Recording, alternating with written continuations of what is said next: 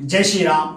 कहते हैं मेहनत वो बंद चाबी है जो आपके बंद भविष्य के दरवाजे को भी खोल देती है, लेकिन वो चाबी उस ताला में लगाने आपको आता है कि नहीं, ये सबसे बड़ी बात है। मेरे प्यारे दोस्तों, मेहनत ही सबसे बड़ी चीज है। किस्मत भी सबसे पहले मेहनत देखती है। किस्मत के आगे सर्वप्रथम मेहनत को रखा गया है। अगर आप मेहनत करते हैं तो भी किस्मत आपके साथ देती है। आप जो ये हाथ देख रहे हो ना, हाथ के लकीर जो है, इससे पहले इसका अंगुली रखा गया है। प्यारे, पहले मेहनत कर, फिर तेरा किस्मत तेरे साथ चलेगा, है ना।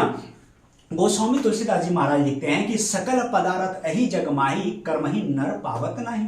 अर्थात इस संसार में हर एक प्रकार के वो पदार्थ हैं जो आपको चाहिए, लेकिन एक कर्महीन व्यक्ति को कुछ नहीं मिलता है ना। इसीलिए मेरे प्यारे दोस्तों, मेहनत करो। मेहनत ही सब कुछ है। चाहे वो किस्मत हो, चाहे वो जो भी हो, वो साथ तभी चलता है जब आप मेहनत करते हैं। कहते हैं कि मेहनत एक परछाई है। जब आप मेहनत करते हैं तो सफलता आपके साथ चलती है। वैसे ही पैसा आपके साथ चलती है, लेकिन जब आप मेहनत करते हैं, है ना। कृष्ण भगवान जी गीता में कहते हैं कि कर्मण्येवाधिकारस्ते मां फलेषु कदाचन मां कर्म फल हेतु भू मां ते संगोस्त कर्मणि। अर्थात कृष्ण भगवान भी कहते हैं कि तेरा कर्म करने में ही अधिकार है, तेरा फल पर कोई अधिकार नहीं है। तो माइंड में ये आ जाता है कि अगर फल पर अधिकार नहीं तो क्या हमें मेहनत करना चाहिए। तो कहते हैं कर्म करो। ये संसार कर्म के लिए ही बनाया गया है। इस संसार में रहना है तो कर्म करो। समय के साथ अपडेट होना जरूरी है। कर्म करो इसलिए नहीं कि फल मिले।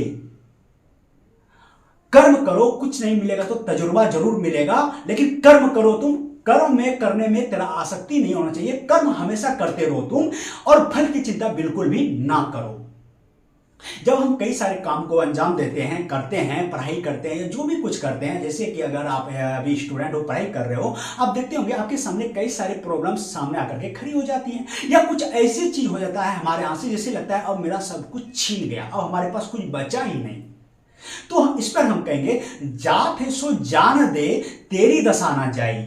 जात है सो जाने दे तेरी दशा ना जाई, केवटिया की 9 जू घने मिलेंगे आई। अर्थात मेरे प्यारे दोस्तों, कहते हैं जो चला गया उसे जाने दो, तुम उसकी चिंता ना करो, लेकिन अपना स्वरूप, अपना दशा को मत जाने दो, उसे तुम मत गवाओ। अगर तुम इस अपने स्वरूप को गवा दिया तो समझो तेरा लोटिया लोट हो गया, तेरा सब कुछ चला गया। इसीलिए अपने स्वरूप में बने रहो हमेशा। ये समय जो है आपके साथ जो आता है, कभी निगेटिव, कभी पॉजिटिव, कभी विकट परिस्थिति आता है, हमेशा आपको कुछ न कुछ सिखा कर जाती है। लेकिन ये सबसे बड़ी बात है कि आपका ध्यान उस पॉजिटिव विचार की ओर है या नहीं, ये सबसे बड़ी बात है ना। इसीलिए अपने स्वरूप को जो इंसान खो देता है वो एक तरह से मरे हुए मुर्दे के बराबर होते हैं। अपने स्वरूप को मत जाने दो, उसे मत गिरने दो।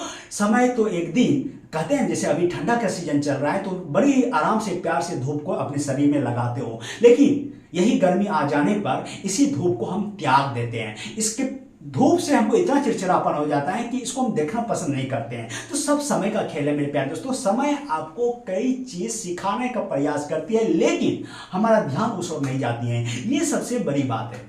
अगर तुम अपने स्वरूप में बने रहते हो तो केवट के 9 की तरह कई व्यक्ति तुमसे मिलने आएंगे। ये लिख लो। इसीलिए मेहनत करो। मेहनत में स्वतंत्र रहो, फल में परतंत्र रहो। अर्थात मेहनत के लिए कभी भी अपने आप को मत चुराओ। ये जवानी जो मिला है, खटने के लिए मिला है। इतिहास गवाह है, जो जवानी में खटा है वो आगे का जीवन बड़ी ही सुकून से गुजारा है। इस मेहनत में स्वतंत्र रहो, फल में परतंत्र रहो। अर्थात फल से बहुत दूर रहो, उस पर कोई इच्छा ही मत रखो। आगे मैं आपके लिए लिखता हूं कि अगर तुम शांति चाहते हो ना, तो शांति से पहले उस इच्छा का त्याग करो जो तुम्हें परेशान करके रखा है ना। अभी देखो आपके पास वैकेंसी है, कई सारे कैंडिडेट हमें कमेंट कर रहे हैं, बार बार कमेंट पेश रहे हैं कि मेडिकल में क्या होगा, मेडिकल में क्या होगा, आई में क्या होगा, पाइल्स में प्रॉब्लम है, उसका क्या होगा। ए भैया, तेरे हाथ में ये नहीं है।